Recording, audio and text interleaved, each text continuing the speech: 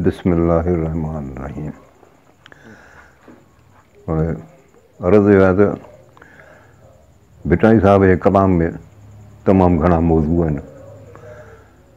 अॼु पाण सुर सामूंडीअ में जंहिंमहिल वणझारा वेंदा आहिनि पंहिंजे वण जे वापार जे ख़्याल खां, त हुन जूं पोयां जेके हुन जूं घरवारियूं हूंदियूं आहिनि उहे मुख़्तलिफ़ क़िस्म जूं साट सोण कंदियूं आहिनि। त उन ज़माने जा जेके साट सोण थींदा उन्हनि जो ज़िक्र कुझु बहस उन मां था अर्ज़ करियूं।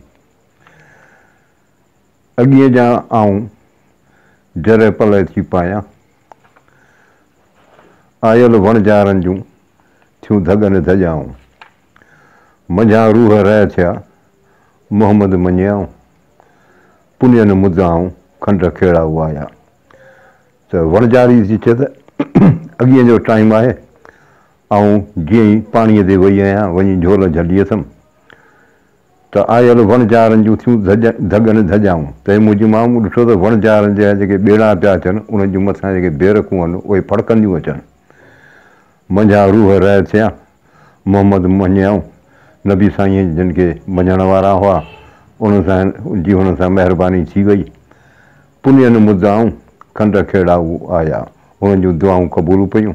ऐं ही खंड खेड़ाऊ जेके पुराणे खंडनि जा वापारी पंहिंजा सफ़र खेड़े पहुची विया।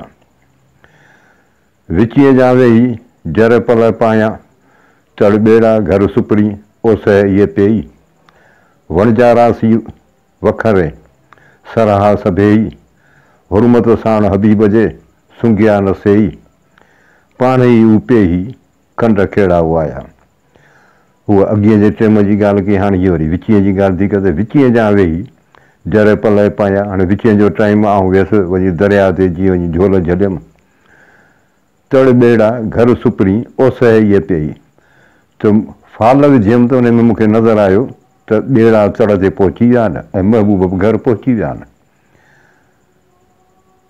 वणझारा सी वखरे सराह सभेई, वणझारा पंहिंजे सामान सां सभु ख़ुशि आहिनि।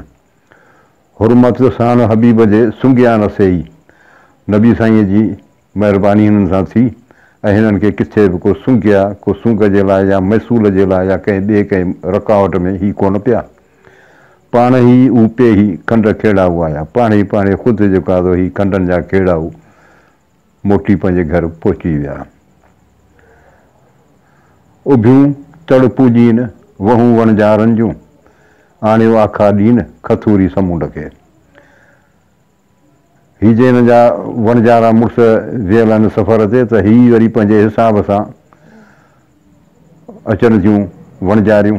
उभियूं तड़ पूजीन, दरिया ते अचनि थियूं, दरिया जी पूॼा पियूं कनि। वहूं वणझारनि जूं, हुननि जूं वणझारनि जूं ज़ालूं। आणियो आखा ॾीन खथूरी समुंड खे, समुंड खे आखा तौरु मोखा जे तौरु खथूरी पियूं हुनखे ॾियनि। मक़सदु इहो आहे त हू हुन जा मुड़ुस जेके आहिनि सही सलामत अचनि, हीअ हिन जी हुनखे भेटा पियूं ॾियनि समुंड खे। जर तड़ ॾीआ ॾे वण टिण ॿधे वाउंटियूं, अला कांध अचे आसाइती आहियां। हाणे वणझारे जी ज़ाल जेका आहे सा जर ते तड़ ते पाणीअ ते ॾीआ पई ॾे। हाणे मोखा जेका ॾे पई सा ॾीअनि जी पई ॾे। वण टिण ॿधे वाउंटियूं, वरी वणनि जा जेके आहिनि उन्हनि में वरी पंहिंजूं झंडियूं या अॻिणियूं पई ॿधे। इहो सुखा जो हिकिड़ो रवाजु हूंदो आहे जेको पाण वटि बि दरगाहुनि ते नज़र ईंदो आहे। त हुते जेके वण हूंदा आहिनि उन्हनि खे अॻिणियूं ॿधियूं पयूं हूंदियूं आहिनि। इहो असरु इहा त अलाह कांधो अचे आसाइती आहियां, ए अलाह साईं मुंहिंजो मुड़ुसु अचे ऐं हुनजे इंतज़ार में आहियां। जा जर जाटूं न महे ॾीआ न मोहे, सधूं कोहो करे सा पंहिंजे कांध जूं।